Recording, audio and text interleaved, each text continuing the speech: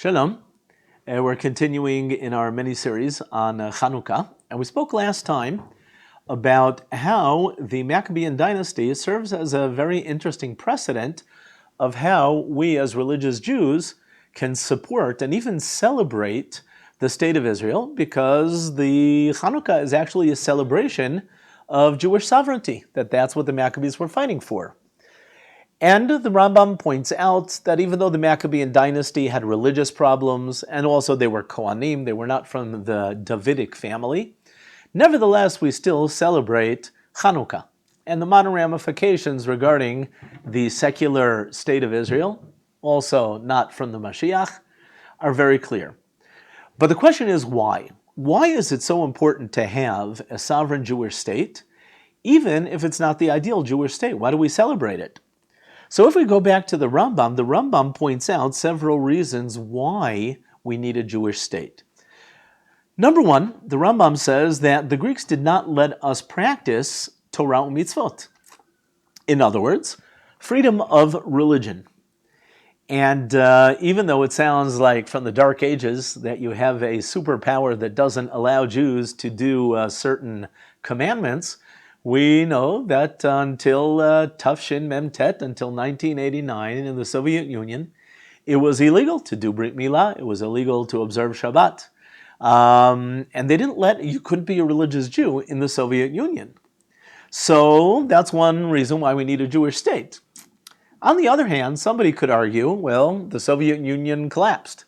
And today there is freedom of religion, even in Russia, in Belarus, and all those former Soviet countries. So maybe this reason doesn't apply anymore. And that's why it's important to note the Rambam in one of his letters where he deals with the opposite problem. What happens when Jews have too much freedom of religion? We have the problem of assimilation. And the Rambam writes in one of his letters, he says that even if there were two states of Israel, and one of them is more conducive, has a more Jewish atmosphere than the other, there's an obligation to live in the more Jewish state. But he says, Kal vachomer, how much more so if a person is living in a non-Jewish state, that he has an obligation to go and live in a Jewish state. Why? Didn't Jews always live in ghettos? There was always a Jewish neighborhood. There was always a Jewish community. The Jews were separate. But the Rambam is saying that's not enough. You need to have a Jewish state where the government is Jewish, because there is a rule that everybody is influenced by their surroundings.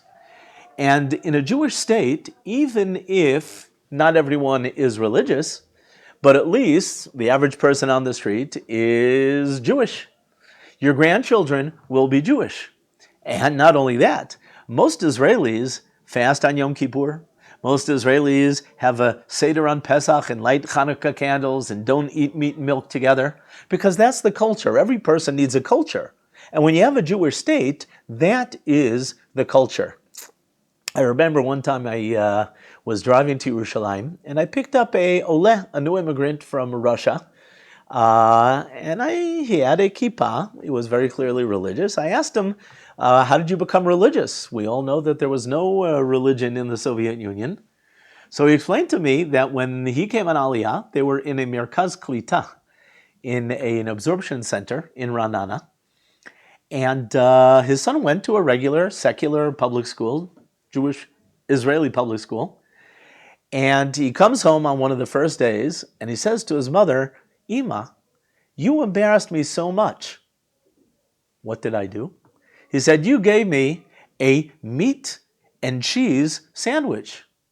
You don't know Israelis don't do that? I was the laughing stock of the class today. And the father explained that I guess we have a lot to learn about Judaism. And I'll even sharpen this point even more.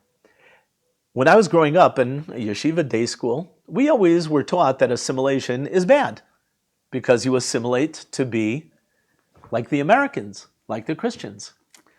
But Hashem, God, does not make mistakes. And when He created the concept of peer pressure, of being influenced by your surroundings, It's meant to be used for good. When is assimilation good? In the context of the Jewish state, where Jews come from Russia, from the Ukraine, from Venezuela, from all over, they come, and here they begin eating kosher because that's what Israelis do. They begin observing Shabbat, because in Israel you don't work on Shabbat. They begin lighting and celebrating Hanukah, because that's what Israelis do. They fast on Yom Kippur because that's what Israelis do. They do Brit Milah, circumcision, because that's what Israelis do. In other words, in the context of a Jewish state, it's davka good to assimilate, to become more Jewish. And the atmosphere of all of the Jews coming home, davka, is positive assimilation. And that's why we celebrate Hanukah, and that's why we celebrate Israeli independence. Hanukah Sameach.